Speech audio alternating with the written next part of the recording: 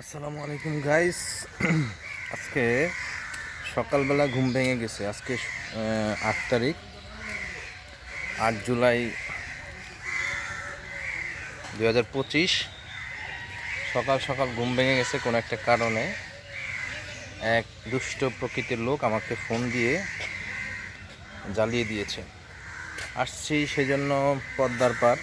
দেখেন দেখেন জায়গাটা খুব সুন্দর, নিরিবিলি। এটা হচ্ছে রাজশাহীর পদ্মার পার। ওই যে দূরে দেখা যাচ্ছে নদী, একটু পরে আপনাদেরকে দেখাবো নদী। এটা হচ্ছে দেখেন কত বড় বড় বট গাছ।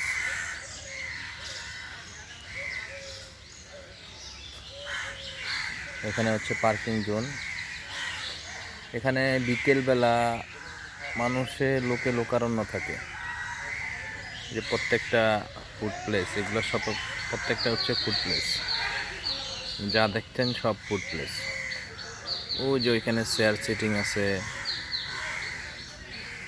কিছুক্ষণ আগে এই ছোট্ট মামাটা আমার সাথে সাথে চলে আসছে, আর ওইটা তো চিনে নি আপনারা। যদি কেউ না চিনে থাকেন দেখেন। তো আজকে আপনাদের সাথে আমি পদ্মার পাড়ে আসছি। পদ্মা নদী অনেক দূরে, ওই যে পদ্মা নদী দেখা যাচ্ছে।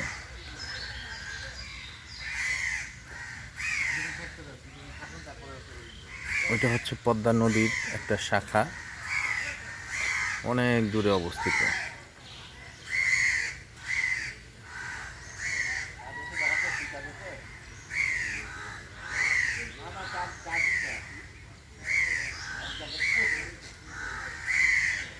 তো ওইখানে এই আঁকা বাঁকা রাস্তা দিয়ে যেতে চাইছিলাম, কিন্তু যাওয়া পসিবল না। কি জন্য? রাস্তাটা আজকে বৃষ্টি হচ্ছে। তো চলেন আমরা সামনের দিকে যাই। দেখেন বট গাছগুলো খুব সুন্দর।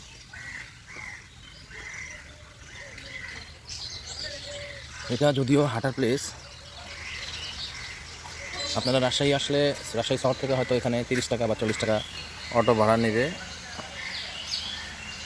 এখানে এসে থামবেন। এখানে আমি আসছি বিগত আরও এক যুগ আগে, এক যুগ প্লাস যুগ আগে। এরকম অত অসুন্দর ছিল না, আরও অনেক সুন্দর ছিল জায়গাটা। তো এখানে এখন এত বট গাছও ছিল না, শুধুমাত্র এই জিনিসগুলো দেখেছি আমি, যে সিঁড়িগুলা, এই পার্কের এইগুলা যখন নতুন নতুন হয় আর কি। তো চলেন সামনের দিকে আগাই। এখানে এটা হচ্ছে পানির পয়েন্ট, আর এখানে যারা সকালে ভোরবেলা হাঁটতে আসে তারা খেলে। ওই যে ব্যাডমিন্টন খেলতেছে।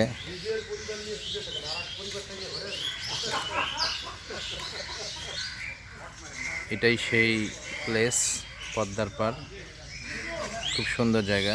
ওই যে বয়স্ক যারা, তাদের চিত্ত বিনোদন করতেছে, খুব ভালো লাগতেছে। তাদের মনোমুগ্ধকর ভাবে তারা ব্যাডমিন্টন খেলতেছে, মানে শারীরিক চর্চাও হচ্ছে, বিনোদনও হচ্ছে। চলেন সামনের দিকে যাই। এটা হচ্ছে পদ্মার পাড়ে ঢুকে হাতের ডাইন দিকে। জায়গাটা সত্যি সুন্দর। আরও সুন্দর ছিল আপনার আরও আগে। এখন গাছ, তখনকার সৌন্দর্য একরকম, আবার এখনকার সৌন্দর্য আর একরকম। এই যে আর কিছুদিন গেলে এই দেখেন এগুলো কি, প্রায় আরও 5-10 বছর পরে গেলে এগুলোতে হচ্ছে টারজানের মতো হয়ে যাবে। তখন ধুলে ধুলে ও করে টারজানের মতো দৌড় দেওয়া যাবে। এটা হচ্ছে খুব সুন্দর জায়গা, খুব সুন্দর জায়গা পদ্মার পাড়।